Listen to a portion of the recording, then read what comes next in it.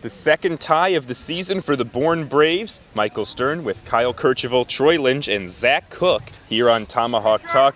The Braves were in a tight game all throughout. They had a big lead and then it got shorter, but when this man came into the game, it was very tight and he was able to get out of a tight jam there. You came in a couple runners on, one out, and a great hitter at the plate at Brent Rooker. How tough is it to come into a jam like that you didn't create for yourself, and how do you just start pitching with the stakes that high? You know, I treat it as any other situation. You can't go into it and change your approach or anything like that. It's just the same thing. Go in there, you know, throw strikes and hopefully get the guy out, which happened. So I mean, it all worked out for the best, but I can't change my approach just for any kind of situation. You know, getting into a rhythm, Zach, is something that relievers really need, and you've been one of these guys that's played a little bit at the start of the year, took this big old hiatus, and you got sick, and it's just been really difficult for you to get into the rhythm of things. How has that affected you so far?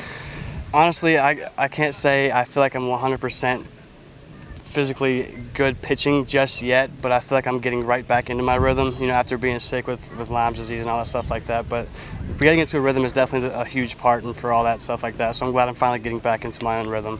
Well, if you're not even 100% yet, you know, Bourne Braves have a lot to look forward to. But those 2.5 to 3 weeks that you were out, you said it was like you're pitching for the first time in, like I said, 2 to 3 weeks, and you felt like you've been on the mound for the first time in a really long time. How do you work with that since your first appearance to now? Honestly, it was huge. Like you said, you know, I was sick for a whole entire week, couldn't even get off the couch, and then I came back and I threw for the first time after a week, and I was just like, this is crazy. And I just kept throwing 2 or 3, you know, 4 bullpens here and there, getting it back, and then after the first outing at Chatham back again, it was just like, you know, riding a bike, figuring it out like that. So how has Connor Wong kind of affected that? This is his 3rd straight night catching. He's got to be tired, but he seemed to catch you pretty well. Connor, I love throwing to Connor back there. He's a high energy kind of guy. You know, he's going to stick anything for you, and I like throwing to him because he receives well. And yeah, his 3rd night in a row, he's got to be worn out, but you know, he's doing a great job back there. So. Well, Zach Cook is off the couch, and the Braves are mighty happy that he is, because he helped them escape tonight with a tie here at the Brewster Whitecaps home field, Stony Brook Field. Zach, thanks for joining us here on Tomahawk Talk. We'll come right back with players of the game right here on Tomahawk Talk. Hey Braves fans, this is Kyle Kercheval, sideline reporter for your Bourne Braves, and you're watching Tomahawk Talk. We're back here on Tomahawk Talk. Michael Stern, Kyle Kercheval, and Troy Lynch. The Braves led 6-0 going to the bottom of the 7th, and then the Whitecaps scored 1 in the 7th and 5 in the 8th. Game finishes in a 6-6 tie. It's time for players of the game. We'll start with Troy. Justin Yurchek, it's got to be obvious. He had 3 hits, got on base 4 times. That one walk that he had was against his college teammate from Binghamton, so he did a great job tonight. Scored 2 of the 6 runs, and this was a game that the Bourne Braves probably shouldn't have won because they scored 3 runs on 4 errors. So it was a rough night for the Brewster Whitecaps, but still ends up in a tie.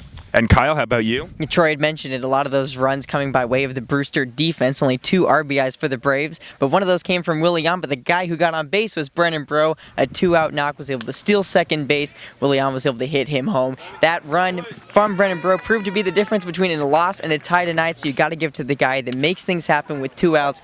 2-out knocks really haven't been the Braves thing this year, but it paid huge dividends tonight, and to be able to have your number 9 guy in the lineup do that, that's huge. So 2 hitters off the board. Kyle goes with Breaux, and Troy going with Yurchek. Tip of the cap to Tony DeBrell, the all-star 4 1/3 scoreless. Zach Cook and the bullpen did pretty nice work for the most part tonight. I'll give my player of the game to Connor McVeigh, who had a big RBI hit back in the first and made a couple nice defensive plays at short, but also to the whole offense. They did a nice job tonight, scoring 4 runs or more. The Braves have done that 14 times this year. They have only lost once, 11 wins, 1 loss, and the 2 ties. So we'll pick it up tomorrow at Hyannis, McKeon Park. The Braves taking on the Harbor Hawks. For Troy and Kyle, this is Michael. Enjoy your Sunday evening, and we'll talk to you from Hyannis on Monday.